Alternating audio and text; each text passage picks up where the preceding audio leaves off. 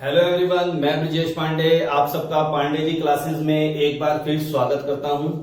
आज हम लेक्चर 8 करेंगे सॉल्यूशन चैप्टर जो प्लस 2 का है, बहुत ही इंपॉर्टेंट पॉइंट। आज का जो मेरा मेन फोकस स्टूडेंट रहेगा इस वीडियो में वो रहेगा हेनरी लॉ, और इसके अलावा जो हम कुछ बात करने वाले हैं what is the solution of gas in liquid. तो ऐसे कौन से फैक्टर हैं जो solubility of gas in liquid के ऊपर डिपेंड करते हैं, जैसे nature of gas and solvent, temperature, pressure. Henry law हो गया आपका, उसकी एप्लीकेशंस क्या क्या हैं, न्यूमेरिकल प्रॉब्लम की बात करेंगे हम हेनरी लॉ से रिलेटेड, और साल्टिंग आउट इफेक्ट की भी बात मैं यहाँ पे करने वाला हूँ। और फिर यहाँ पे मैंने राइट साइड में अगर आप देखें, यहाँ पे मैंने लेफ्ट हैंड साइड में अपने क्या मेंशन कर रखा है स्टूडेंट, KH की वैल्यू बता रखी है। तो यहां से मैं आपको बहुत सारी चीजें नई यहाँ पे सिखाने वाला हूँ। आज का जो लेक्चर है competition point as well as board examination दोनों ही बहुत ही इंपॉर्टेंट है। तो स्टार्ट करते हैं स्टूडेंट हम solution of gas in liquid. अब कोई जितनी भी गैसेज है स्टूडेंट वो डिफरेंट सॉल्वेंट में उनकी जो सोल्युबिलिटी होती है वो डिफरेंट होती है। फॉर एग्जांपल मान लो मैं मीथेन गैस लेता हूं स्टूडेंट, तो मीथेन गैस को अगर हम वाटर में डिसोल्व करते हैं तो ये वेरी लेस सोलुबल है, क्या है, बहुत ही कम सोलुबल है। मगर इसी मीथेन को अगर मैं बेंजीन सॉल्वेंट में डिसोल्व करता हूं तो ये हाईली सोलुबल है। तो इस एग्जांपल के थ्रू मैं आपको क्या बताना चाह रहा हूं स्टूडेंट की डिफरेंट गैसेस का जो एक्सटेंट ऑफ सोलुबिलिटी है वो डिफरेंट सॉल्वेंट में डिफरेंट होता है, टेम्परेचर को चेंज करने से चेंज हो जाता है। वो सब बातें मैं यहाँ पे डिटेल में करने वाला हूं। तो सबसे पहले हम बात करते हैं सोलुबिलिटी, जो मैं टर्म इस्तेमाल कर रहा हूं कि व्हाट इज द सोलुबिलिटी। पिछले लेक्चर में स्टूडेंट मैंने solubility of solid in liquid की बात की थी, तो वहां पे हमने इसकी डेफिनेशन बताई थी। तो वहां पे डेफिनेशन डिफरेंट है और यहाँ पे डेफिनेशन थोड़ी सी डिफरेंट है। जिन स्टूडेंट्स ने अभी solubility of solid in liquid नहीं देखी, सोलबिलिटी कर्व है, उसका लिंक भी मैं आपको एंड स्क्रीन पे मिल जाएगा, नहीं तो यहाँ पे आई बटन है उससे दबा के आप वो वीडियो देख सकते हैं। तो बात करते हैं solubility of gas in liquid. तो आपको याद रखना है क्या होता है, 1 gram of gas in 1 ml of solvent. जो भी हम सोलवेंट ले रहे हैं तो 1 ग्राम 1 ml सोलवेंट में जो डिसोल्व हो रहा है अमाउंट, तो पर्टिकुलर सोलवेंट का कि 1 ml सोलवेंट में कितने ग्राम कोई गैस डिसोल्व हो रही है, वो उसकी क्या कहलाती है स्टूडेंट, सोलुबिलिटी। आपको जो डेफिनेशन यहाँ पे ध्यान रखनी है कि 1 ml सोलवेंट के अंदर कितने ग्राम गैस डिसोल्व होती है, उस तरह हम क्या निकालते हैं किसी भी गैस की सोलबिलिटी। अब सोलबिलिटी की बात जब हम कर रहे हैं तो हमारे दिमाग में आ रहे हैं ऐसे कौन से फैक्टर्स हैं जिनके ऊपर सोलबिलिटी डिपेंड करती है। तो सबसे पहला फैक्टर स्टूडेंट आता है आपका nature of gas and solvent, कि डिफरेंट गैसेस, अगर जैसे मैंने यहाँ पे भी एक एग्जांपल की बात की है, जैसे मीथेन गैस है, तो मीथेन गैस तो सेम है मगर सोलवेंट चेंज करते ही इनकी सोलबिलिटी क्या होगी, चेंज होगी। इसी तरह अगर मान लो मेरे पास ऑक्सीजन है, नाइट्रोजन है, हाइड्रोजन गैस है, और मेरे पास एक कार्बन डाइऑक्साइड है, HCl है, अमोनिया है, और मैं वाटर एज ए सोलवेंट अगर लेता हूं, अब सोलवेंट सेम ले लेते हैं वाटर, ठीक है, इस केस में मैंने सोलवेंट डिफर किया, यहां पे क्या करें, नेचर ऑफ गैसेस डिफर करें। तो ये जो गैसेस होती हैं दे आर लेस सोलुबल, ये क्या होती हैं, कम सोलुबल होती हैं। मगर जो कार्बन डाइऑक्साइड है, HCl, अमोनिया है, दे आर मोर सोलुबल, ये ज्यादा वाटर के अंदर क्या है, सोलुबल है। इसके पीछे रीजन जो कहते हैं वो ये क्या होता है कि जो ये गैसेस हैं जो हाईली सोलुबल जनरली कहते हैं, दे इंटरेक्ट विद वाटर के साथ ये रिएक्शन कर जाती है। जैसे अगर मैं बात करूं जैसे NH3 है तो NH3 वाटर के साथ मिलके अमोनियम हाइड्रोक्साइड, और जो ये हमारा बना है स्टूडेंट, ये इक्विलिब्रियम में NH4 positive and OH negative, तो ये ज्यादा सोलबिलिटी शो करते हैं, कार्बन डाइऑक्साइड, HCl और अमोनिया। और जो ये गैसेज इनकी सोलबिलिटी क्या कम है। इसी तरह नोबल गैसेज की अगर हम बात करें, आर्गन की, हीलियम की, they are very less soluble in water, ये वाटर के अंदर क्या है, बहुत ही कम सोलुबल है।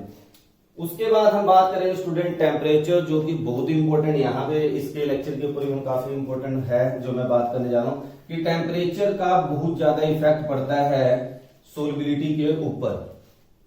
क्या इफेक्ट पड़ता है स्टूडेंट, देखिए ध्यान से, कि अगर कोई गैस है, मैंने उसको किसी सोलवेंट में, it may be water and may be other solvent, तो हम क्या कहेंगे, तो गैस सोलवेंट सॉल्यूशन बन जाता है यहाँ पे, प्लस क्या होता है, हीट रिलीज होती है।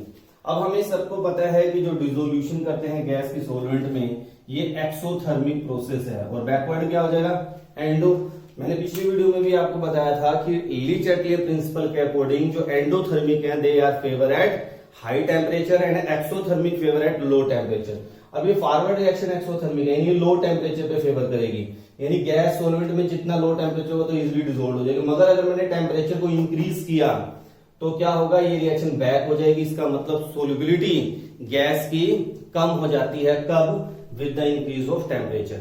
जनरली 90% केसेस की अगर हम बात करें तो टेम्परेचर के इंक्रीज करने से हम कहते हैं सोल्युबिलिटी ऑफ गैस स्टूडेंट क्या हो जाता है, डिक्रीज।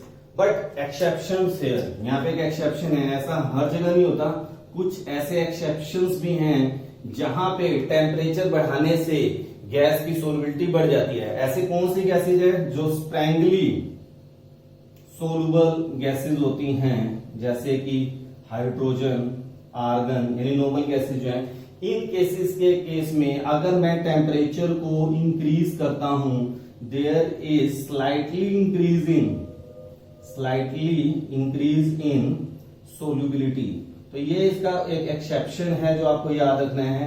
मगर हम जर्नल अगर ट्राइंगल में बात करें तो कोई आपसे जर्नली पूछे what is the effect of temperature on the solubility of gas in liquid, then you say कि टेम्परेचर बढ़ाने से सोल्युबिलिटी स्टूडेंट क्या हो जाएगी, डिक्रीज कर जाएगी। क्यों, आप ऐसे ही नॉर्मली सोचिए कि आपके पास एक कोई कोल्ड ड्रिंक की बोतल है, आप उसे अगर किसी गर्म करेंगे, उसमें जो कार्बन डाइऑक्साइड गैस डिसॉल्व्ड है, जैसे ही आप उसे हीट करेंगे तो वो तो उड़ जाएगी सारी की सारी। तो इसका मतलब सोल्युबिलिटी ऑफ गैस क्या होगी, डिक्रीज करेगी। तो ये हमने टेम्परेचर की बात की। यहाँ पे मैंने टेम्परेचर ऑफ इफेक्ट भी आपको दिखा रखा है वैल्यूज के अंदर, तो जरा ध्यान से देखिए। वैसे एक कॉन्सेप्ट आपको बाद में समझ आएगा। KH की वैल्यू जितनी ज्यादा होती है स्टूडेंट, इसका मतलब सोल्युबिलिटी कम होती है। जैसे नाइट्रोजन गैस है 293 पे इसकी वैल्यू 76.48 दे रखी है, और नाइट्रोजन की 303 गैलन पे 88.84 दे रखी है। तो इसका मतलब क्या है कि KH की वैल्यू बढ़ रही है with the increase of temperature, और सोल्युबिलिटी क्या हो रही है, घट रही है। अब KH क्या होता है वो मैं भी जस्ट थोड़ी देर में आपको एक्सप्लेन करता हूं। नेक्स्ट हम बात करने जा रहे हैं जो आज का मेरा मेन फोकस, जो मैंने आपको बताया था, that is the Henry law.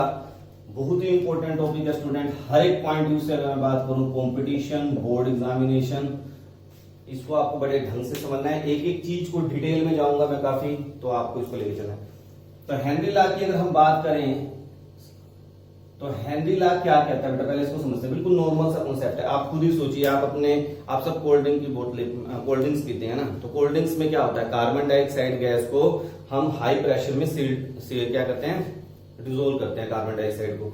अगर आपने देखा होगा कोल्ड ड्रिंक की बोतल्स हम रखते हैं कहाँ पे, पहली बात तो ये फ्रिज के अंदर रखते हैं कि आउटसाइड रखते हैं, तो आपके साथ जनरली फ्रिज में रखते हैं, ठीक है। वहां पे आ गया effect of temperature, lower the temperature more is the solubility of gas. अगर टेम्परेचर, और दूसरी क्या बात है कि अगर गैस बाहर पड़ी हुई, यानी कोल्ड ड्रिंक की बोतल बाहर पड़ी हुई है, तो उसका टेम्परेचर ज्यादा है, तो जो गैस के मोलिक्यूल्स हैं उनकी काइनेटिक एनर्जी बढ़ेगी, यानी प्रेशर क्या हो जाता है, जाए। अब जैसे ही हम ढक्कन खोलते हैं तो गैस क्या होती है, सारी बाहर आ जाती है, उसी को बोलते हैं फीज आउट, ठीक है। कई बार कहते हैं when we open the cold drink bottles its solution freeze out, तो फ्रीज आउट का मतलब यहाँ पे क्या है कि बबल्ड आउट, कार्बन डाइऑक्साइड क्या हो जाती है जो बबल्ड आउट हो जाती है, उसी को फ्रीज आउट बोलते हैं, FI-Z। तो फ्रीज आउट कई बार वर्ड आ जाता है, freezes of solution, freezes of gas in solution. कब हो जाता है ये, जब हम बोतल को ओपन करते हैं। तो क्यों हो जाता है, क्योंकि जब हम ओपन करते हैं तो प्रेशर कम हो जाता है, गैस डिसॉल्व जो हो रखी थी उसकी सोल्युबिलिटी डिक्रीज कर जाती है, और इसकी वजह से क्या हो जाता है, freeze of gas in solution take place. अब इतने मैंने जो एग्जांपल दिए, इससे मेरे दिमाग में क्या एक पिक्चर बनी, मेरे दिमाग में ये पिक्चर बनी कि जो मास of gas dissolve in a liquid, यहीं पे स्टेटमेंट आ रही है इसकी फर्स्ट, इसकी 2-3 स्टेटमेंट से मैं सारी बताऊंगा। हेनरी लॉ की जो फर्स्ट स्टेटमेंट है वो क्या है, the mass of gas dissolved in a solution is directly proportional to the pressure applying it, यानी जितना ज्यादा मैं प्रेशर अप्लाई करूंगा उतना ज्यादा अमाउंट ऑफ गैस क्या हो जाएगी, डिसॉल्व हो जाएगी। और इस अमाउंट ऑफ गैस को स्टूडेंट हम रिप्लेस कर देते हैं सोल्युबिलिटी वर्ड से। सोल्युबिलिटी भी क्या है, amount of gas dissolve in gram dissolve in 1 ml of the solvent. तो हम उसी को सोलबिलिटी ले लेते हैं। हम तो यहाँ पे हम एक लैंग्वेज और वर्ड बोल सकते हैं हेनरी लॉ के लिए, क्या कि the solubility of gas in liquid is directly proportional to pressure. Means higher is the pressure, higher is the amount of gas dissolved in a liquid. तो ये आपका हेनरी लॉ बोलता है। और इसी को स्टूडेंट जब हम ओपन करते हैं तो m इक्वल टू क्या आ जाता है Kp, जहां पे K हमारा क्या है प्रोपोर्शनैलिटी कांस्टेंट है, प्रोपोर्शनैलिटी कांस्टेंट। और अगर मैं यहां से बात करूं प्रोपोर्शनैलिटी कांस्टेंट की, इफ अगर मैं कहता हूं प्रेशर आपका 1 है, if I say pressure is 1 atmosphere, then m equal to k। तो यहां से हम प्रोपोर्शनैलिटी कांस्टेंट को डिफाइन भी कर सकते हैं। Proportionality constant is equal to the amount of gas dissolved in a liquid when a pressure of 1 unit या 1 unit atmosphere pressure is applied on the solution. तो जितना अगर मैं प्रेशर, अगर मैं 1 एटमॉस्फेरिक प्रेशर लेता हूं तो जो प्रोपोर्शनैलिटी कांस्टेंट है वो किसके इक्वल हो जाएगा, अमाउंट ऑफ गैस डिसॉल्व्ड। और इसी तरह मैं K की वैल्यू को कैलकुलेट कर सकता हूं डिफरेंट टेम्परेचर पे, और प्रेशर का हमको क्या लेना पड़ेगा 1। तो यहां से हम कैसे कैलकुलेट करते हैं प्रोपोर्शनैलिटी कांस्टेंट को।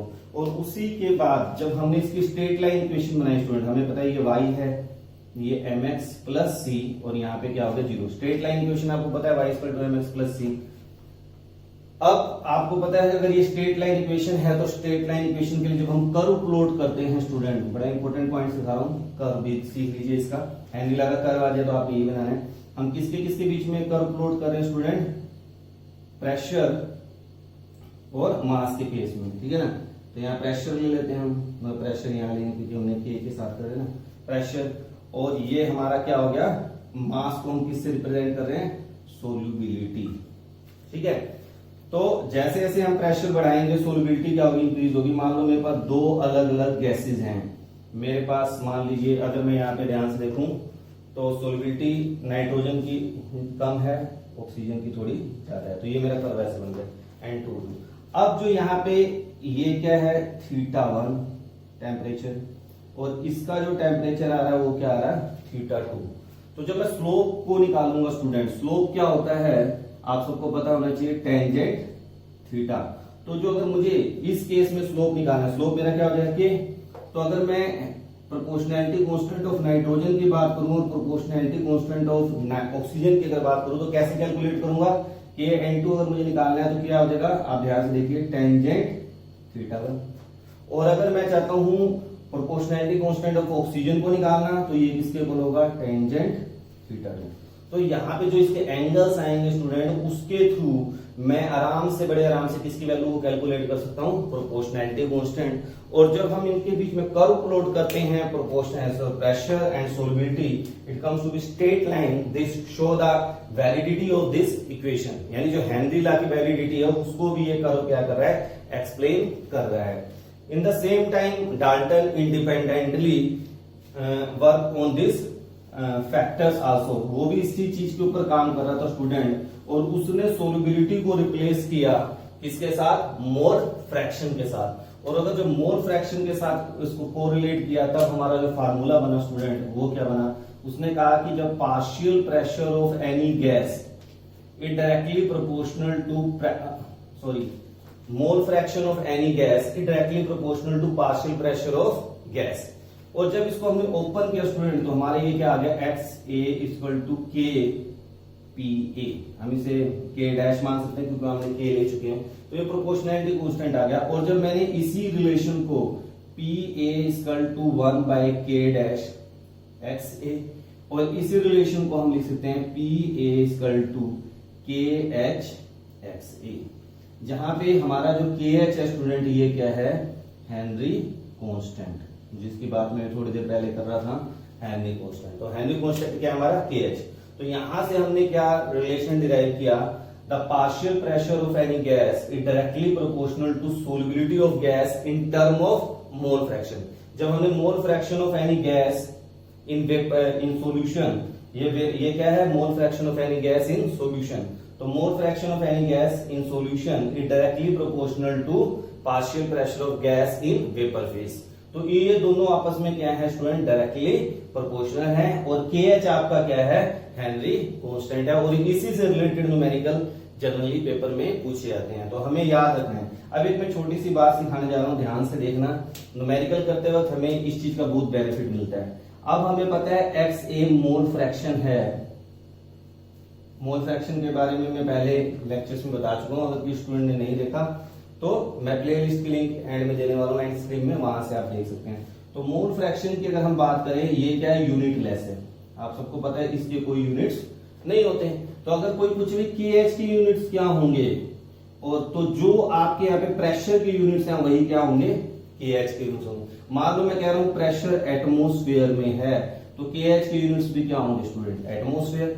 यहां मैं कह रहा हूं प्रेशर किलो बार में है, तो इसके यूनिट्स भी क्या होंगे, किलो बार में होंगे। तो ये आपको छोटे छोटे पॉइंट्स ध्यान रखने पड़ेंगे। और यूनिट्स के बेस पे न्यूमेरिकल जब हम नेक्स्ट वीडियो में करेंगे, आप देखेंगे कि बहुत ही शानदार कॉन्सेप्ट आते हैं। अब कई बार क्या होता है, न्यूमेरिकल में आपको KH दे तो दे देंगे, मगर KH की वैल्यू मान लो आपको दे दी किलो बार इनवर्स, तब आपका फार्मूला चेंज हो जाएगा। ध्यान रखना, अगर KH की यूनिट्स चेंज होते हैं तो फार्मूला ही चेंज हो जाएगा। कैसे, अब अगर ये किलो बार इनवर्स है और ये तो क्या है, किलो बार है, दैट इज नॉट पॉसिबल क्योंकि इसके तो यूनिट होते नहीं। तो यही फार्मूला हमारा स्टूडेंट ऐसे बन जाएगा, XA=KHPA। ध्यान रखना, न्यूमेरिकल करते वक्त मैंने अभी आपको जैसे यहाँ पे मेंशन भी कर रखा है, ट्रिक ऑफ न्यूमेरिकल जो बता रहा हूँ, वही ये मेन पॉइंट है। ये मेन पॉइंट है जो आपको याद रखने पड़ेंगे कि KH के अगर यूनिट्स को छोड़ देती है तो उसके अकॉर्डिंग हमें रिलेशन को चेंज करना पड़ता है। ये बात ध्यान रखिए आप। तो XA= क्या हो जाएगा, KHPA हो जाएगा। ठीक है, इससे रिलेटेड मैं न्यूमेरिकल आपको नेक्स्ट वीडियो में कराने वाला हूं। इसी तरह भी हमने जो बात की थी, M is directly proportional to P, तो यहां से भी फार्मूला शॉर्ट आउट होता है जो न्यूमेरिकल में हम इस्तेमाल करते हैं। क्या, M1/M2 P1/P2। यहाँ पे M1 और M2 क्या है, amount of gas dissolved in a solvent. मान लो मेरे पास एक अमाउंट पता है, मैंने कहा 4 gram dissolved in gas at 1 atmosphere, and if pressure is increases 5 atmosphere, then what is the mass of gas dissolved in a solution? Then we calculate by using this formula, M1/M2 P1/P2। इससे related numerical हम next video में बात करेंगे। तो ये सारी बातें मैंने आपको जो बताई, ये फार्मूला बताया हेनरी लॉ का। अब हम बात करेंगे कि भाई हेनरी लॉ का हमारी डेली लाइफ में अगर हम बात करें, एप्लीकेशंस क्या है, कहां कहां पर हम हेनरी लॉ का इस्तेमाल करते हैं, अब मैं उसकी बात करने जा रहा हूं। तो स्टार्ट करते हैं। एक मिनट, छोटा सा कॉन्सेप्ट रह गया, पहले उससे स्पॉट आउट करते हैं, फिर एप्लीकेशन करते हैं। और उसी के लिए मैंने इतना बड़ा टेबल ही बना रखा है, काफी इंपॉर्टेंट पॉइंट है कंपटीशन पॉइंट से। अब इसी रिलेशन को स्टूडेंट थोड़ा सा हम अगर ऐसे करें, KH, तो KH क्या हो जाएगा, PA/XA। ध्यान से सुनना, ये बड़ा इंपॉर्टेंट है। कई बच्चे क्रैमिंग करते हैं इसको, और यहाँ से क्वेश्चन जनरली CBSE में पूछे जा चुके हैं, कॉम्पिटिशन्स में भी आते हैं। तो ये मेरे पास आ गया। अब आपको पता है ये क्या है, मोल फ्रैक्शन ऑफ गैस, और इसको हमने किसके लिए रिप्लेस किया है, सोल्यूबिलिटी। हमने सोल्यूबिलिटी को मोल फ्रैक्शन के सेंस में क्या किया है, निकाला है। तो सोल्यूबिलिटी और अगर मैं KH की बात करूं तो ये एक दूसरे के क्या हो गए, इनवर्सली प्रोपोर्शनल, यानी KH is inversely proportional to solubility. तो इसका मतलब मैं क्या कह सकता हूं कि अगर KH की वैल्यू ज्यादा है, higher is the value of KH, पहला पॉइंट आपको याद रखना है, higher is the value of KH, lesser is the solubility, lesser is the solubility of gas in liquid। ये पॉइंट नोट कर लिया अपनी कॉपी के ऊपर, बहुत ही इंपॉर्टेंट पॉइंट है। ये higher is the value of KH, कि जितनी ज्यादा KH की वैल्यू होगी उतनी ही इसकी सोल्युबिलिटी गैस की क्या हो जाएगी, कम हो जाएगी लिक्विड के अंदर। अब आता है इफेक्ट ऑफ टेम्परेचर की भी अगर हम बात करें तो हमें पता है कि अगर मैं टेम्परेचर को इंक्रीज करता हूं स्टूडेंट, जनरली मैं ट्रेंड में इस्तेमाल कर रहा हूं, तो सोल्युबिलिटी डिक्रीज होती है। और अगर सोल्युबिलिटी डिक्रीज होती है तो हमें पता है KH की वैल्यू क्या होती है, इंक्रीज। तो यहां से अगर मैं बात करूं तो KH और टेम्परेचर एक दूसरे के क्या है स्टूडेंट, डायरेक्टली प्रोपोर्शनल है। तो temperature is directly proportional to KH। कहने का क्या मतलब है मेरा, higher is the value of temperature, जितना टेम्परेचर की वैल्यू ज्यादा होगी स्टूडेंट उतनी ज्यादा KH की वैल्यू होगी, जैसे मैंने यहाँ पे मेंशन कर रखा है, आप ध्यान से देख सकते हैं। जैसे नाइट्रोजन गैस को अगर 293 केल्विन पे हम बात करते हैं तो उसकी वैल्यू 76.48 आ रही है, और 303 पे करें तो 88.84 आ रही है। इस टेबल से आप बड़े इजीली याद कर सकते हैं कि किस गैस की सोलबिलिटी ज्यादा होती है, किसकी कम होती है। जैसे अगर मैंने यहाँ पे जितनी गैसेस दिखा रखी है, इनमें हीलियम की वैल्यू सबसे ज्यादा है KH की, ध्यान से देखिए। तो इसका मतलब हीलियम की सोलबिलिटी इन वाटर, ये सारे वाटर सोलवेंट के अंदर है, तो वाटर सोलवेंट में हीलियम की सोलबिलिटी क्या हो जाएगी स्टूडेंट, सबसे कम है। उसके बाद अगर हम बात करें, फिर नाइट्रोजन आ रहा है, नाइट्रोजन के बाद हाइड्रोजन है, फिर ऑक्सीजन है। यानी इन चारों में बात करें तो ऑक्सीजन की सोलबिलिटी हाइड्रोजन से ज्यादा है, हाइड्रोजन की सोलबिलिटी नाइट्रोजन से ज्यादा है, नाइट्रोजन की सोलबिलिटी हीलियम से ज्यादा है। बड़े आराम से याद कर सकते हैं, तो यहाँ से लॉजिक। अब इसी तरह अगर मैं ऑक्सीजन और कार्बन डाइऑक्साइड की बात करूं तो कार्बन डाइऑक्साइड की सोलबिलिटी क्या होती है, ज्यादा होती है इन कंपैरिजन टू ऑक्सीजन। ठीक है स्टूडेंट, तो ये छोटे छोटे पॉइंट है।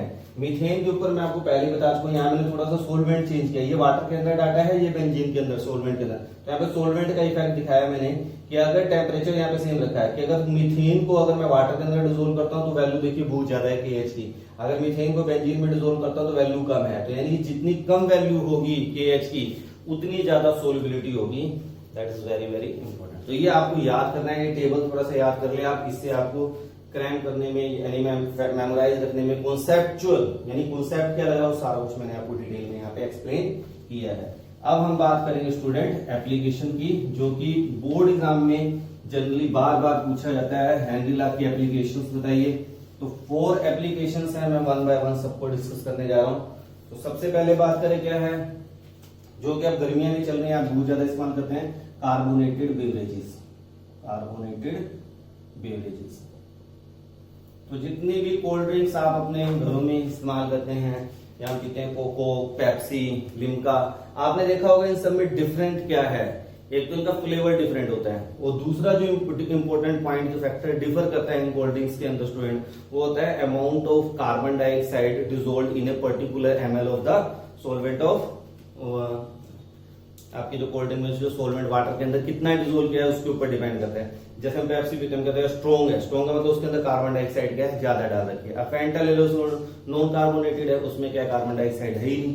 तो यानी कि जितना कितना हम प्रेशर, हाई प्रेशर के साथ यानी कार्बन डाइऑक्साइड को डिसोल्व करा रहे हैं वो कार्बन है। अब कई बार आपने देखा होगा जैसे कार्बन आपने कोल्ड ड्रिंक की बोतल है, अगर आप उसे अच्छी तरह शेक कर रहे हो, जैसे ढक्कन खोलते सारा लिक्विड बाहर आ जाता है।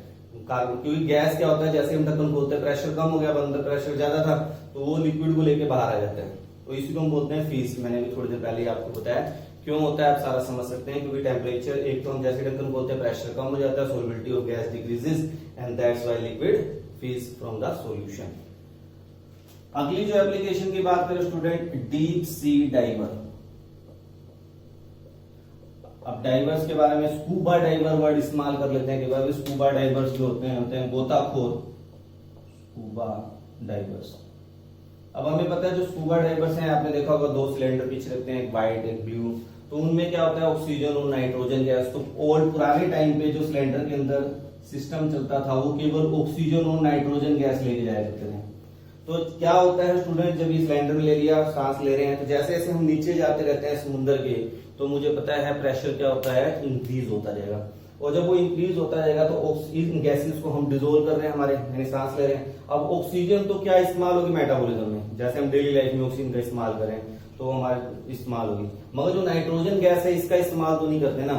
नाइट्रोजन गैस जैसे से डाउनवर्ड जा रहे हैं तो वो डिसोल्व हो रही है इसके अंदर, हमारे अंदर। मगर जब व्यक्ति ऊपर की तरफ आता है तब दिक्कत स्टार्ट होती है। जब ऊपर की तरफ आता है, जो नाइट्रोजन गैस है जब वापस आती है तो जो नर्व सिग्नल्स है हमारी उनके साथ इंटरेक्ट करती है, और एक यहाँ पे डिजीज क्रिएट होती है जिसको आपको याद रखना चाहिए, बैंड डिजीज और डीकम्प्रेशन सिकनेस। डीकम्प्रेशन सिकनेस की हम बात करेंगे, डीकम्प्रेशन सिकनेस बोलते हैं। इसमें व्यक्ति को जनरली क्या होता है, जो व्यक्ति आता है तो फैटल हो जाता है, बेहोश हो जाता है, ये भी हो सकती है दिक्कत, और बहुत ही पेन होता है। ये पेनफुल कंडीशन है काफी, तो काफी पेन होता है। तो दैट्स व्हाई बैंड डिजीज और डिकम्पोजिशन सिकनेस हो जाती है। और इस प्रॉब्लम को शॉर्ट आउट करने के लिए साइंटिस्टों ने क्या किया कि कहते हैं कि हमें क्या है कि यहाँ पे इस मिक्सचर को थोड़ा चेंज करना पड़ेगा। तो उन्होंने नाइट्रोजन की जगह रिप्लेस किया, थोड़े बहुत, सारे नाइट्रोजन को तो रिप्लेस नहीं कर सकते क्योंकि हमें कंडीशन यही चाहिए।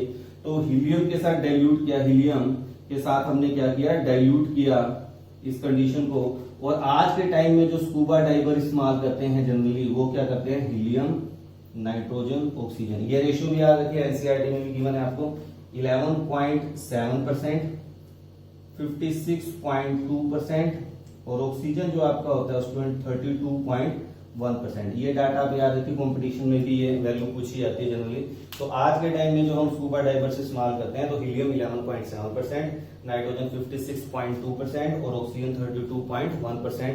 ये मिक्सचर हम इस्तेमाल करते हैं। हीलियम का क्यों, हीलियम को एक साथ रिप्लेस क्यों किया, अभी आपको मैंने दिखाया था कि हीलियम की सोलबिलिटी क्या होती है, जो बायोलॉजिकल जो हमारे फ्लूइड्स इस्तेमाल होते हैं उनमें बहुत कम होती है, और इवन वाटर में भी कम होती है। तो इसकी वजह से हीलियम क्या रहता है, डिजोल्व नहीं हो पाता, और उसकी वजह से जो जब व्यक्ति ऊपर की तरफ आता है तो बैंड या सिकनेस।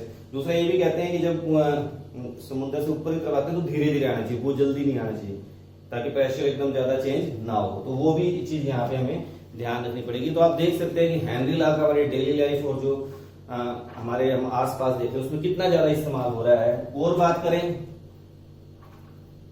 जब कोई व्यक्ति एल्टीट्यूड की बात करते हैं, एल्टीट्यूड, हाई एल्टीट्यूड, तो जितने भी लोग जो हाई एल्टीट्यूड्स पे रहते हैं, पहाड़ियों पे रहते हैं, या जब हम अपनी बात करें, मुझे 1 किलोमीटर नॉर्मल क्या करना है, चलना है, और 1 किलोमीटर मुझे पहाड़ी पे चलना है, तो दोनों में बहुत ज्यादा अंतर होता है। हमें थकान जल्दी कब होती है स्टूडेंट, आप कहेंगे सर जब हम पहाड़ी पे चलते, तो ऐसा क्यों है कि जब हम किसी हिली स्टेशन पे जा रहे हैं और जो वहां के 1 किलोमीटर को जो हम रन कर रहे हैं तो हमें बहुत ज्यादा दिक्कत आ रही है। उसके पीछे क्या लॉजिक है स्टूडेंट, कि हमें पता है जैसे जैसे हम पहाड़ी एरिया में जाते रहते हैं तो प्रेशर क्या होता है, डिक्रीज होता है। तो जो डिजोल्व्ड ऑक्सीजन है हमारे टिश्यूज के अंदर जो हम इनटेक कर रहे हैं ब्रीथ के थ्रू, तो वो क्या हो जाती है, कम हो जाती है। तो हमें उतने अमाउंट में ऑक्सीजन नहीं मिल पाती जितना हमें ग्राउंड लेवल पे ऑक्सीजन हमें मिलती है। इसीलिए जो हाई एल्टीट्यूड पे जो पीपल रहते हैं, they are suffering from disease that is known as anoxia.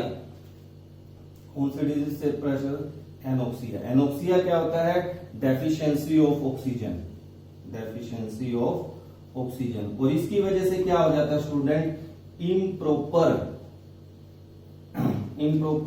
एक तो हम ये कहेंगे कि हमें इम्प्रॉपर जजमेंट नहीं कर पाता व्यक्ति, इम्प्रॉपर जजमेंट में दिक्कत आती है। वीकनेस, आप देखते होंगे आप जल्दी थक जाते हैं। तो ये एनोक्सिया एक डिजीज क्रिएट होती है। क्यों क्रिएट होती है, due to deficiency of oxygen in haemoglobin present people living at high altitude. और जब हम वहां पे जाते हैं तब भी हमारे साथ भी दिक्कत हो जाती है। तो ये चीजें आपको ध्यान रखनी है। फिर इसी तरह अगर हम बात लंग्स, अब इसमें स्टूडेंट हमें क्या ध्यान रखना है कि when oxygen enter into our lungs, तो प्रेशर जो होता है वो स्टूडेंट हाई होता है। प्रेशर क्या होता है, हाई होता है, जिसकी वजह से ऑक्सीजन हीमोग्लोबिन के साथ कंबाइन करके ऑक्सी हीमोग्लोबिन बना देती है। और जब ऑक्सी हीमोग्लोबिन हमारा टिश्यूज के पास पहुंचता है तो वहां पे प्रेशर लो होता है, जिसकी वजह से सोलबिलिटी डिक्रीज हो जाती है। तो हीमोग्लोबिन ऑक्सीजन को रिलीज कर देता है, and that oxygen is used for the metabolism of our body. हमारे बॉडी में जितनी भी जो रिएक्शंस हैं वो ऑक्सीजन के थ्रू होती हैं, तो वो वहां पे ऑक्सीजन को रिलीज कर देता है। That is the function of lungs. तो इस पूरी वीडियो में स्टूडेंट मैंने, अच्छा एक पॉइंट और रह गया जो हमने बोली एक बात, साल्टिंग आउट। पहले इसकी बात कर लेते हैं, साल्टिंग आउट इफेक्ट क्या है। मैं इसीलिए पॉइंट स्टूडेंट मेंशन कर लेता हूं, कई बार रह जाता है पॉइंट ना रहे। तो हम बात कर रहे हैं साल्टिंग आउट ऑफ इफेक्ट। कोई ज्यादा बड़ा इफेक्ट नहीं है। मान लो मेरे पास एक वाटर है और एक मेरे पास साल्ट सॉल्यूशन है, ठीक है। अब साल्ट सॉल्यूशन है तो या मैं ये कहूं कि मेरे पास NaCl का सॉल्यूशन है, कोई इलेक्ट्रोलाइट का सॉल्यूशन है। तो याद रखना स्टूडेंट, अगर मैं किसी गैस को एक तो वाटर में डिसोल्व कर रहा हूं, एक साल्ट सॉल्यूशन में डिसोल्व कर रहा हूं, तो साल्ट सॉल्यूशन में सोल्युबिलिटी डिक्रीज रहती है। सोल्युबिलिटी क्या होती है, डिक्रीज कर जाती है। सोल्युबिलिटी डिक्रीज कर जाती है। क्यों डिक्रीज कर जाती है, इसी को हम क्या बोलते हैं, साल्टिंग आउट इफेक्ट। कि साल्ट, अब ये तो अगर कोई इलेक्ट्रोलाइट प्रेजेंट है वाटर के अंदर या सॉल्यूशन के अंदर, तो गैस की सोल्युबिलिटी क्या होती है, डिक्रीज होती है। प्योर वाटर के अंदर इवन गैस की सोल्युबिलिटी इन कंपैरिजन टू जो आपका इलेक्ट्रोलाइटिक सॉल्यूशन है उससे ज्यादा होती है। This is called salting out effect. Even जो नॉन इलेक्ट्रोलाइट हैं, नॉन इलेक्ट्रोलाइट है, जैसे मैं अगर बात करूं शुगर की, ये भी अगर प्रेजेंट हैं किसी क्या कहते हैं सोलवेंट के अंदर, इसके सॉल्यूशन अगर ले रहे हैं, उसके अंदर जब हम गैस को डिसोल्व करते हैं स्टूडेंट, तो वहां पे भी सोल्युबिलिटी क्या होती है, डिक्रीज होती है। तो उस पूरी वीडियो में स्टूडेंट हमने बात की सोल्युबिलिटी की, गैस इन लिक्विड। फिर हमने बात की फैक्टर्स कौन कौन से होते हैं, temperature, pressure, nature of gas and solvent. Henry के फार्मूले किस तरह से इस्तेमाल करेंगे, KH हेनरी कांस्टेंट के बारे में हमने बात की। फिर हमने न्यूमेरिकल की बात की, साल्टिंग आउट ऑफ इफेक्ट की बात की। फार्मूले हमने केवल बात की, न्यूमेरिकल में नेक्स्ट वीडियो में करूंगा। Thank you. मुझे उम्मीद है कि आपको ये लेक्चर काफी पसंद आया होगा। अपने फ्रेंड्स के बीच में शेयर करें और जो न्यू व्यूअर्स हैं वो सब्सक्राइब करें ताकि आपको जो स्टडी से रिलेटेड मटेरियल है वो जल्दी आप तक पहुंच सके। Thank you, have a nice day.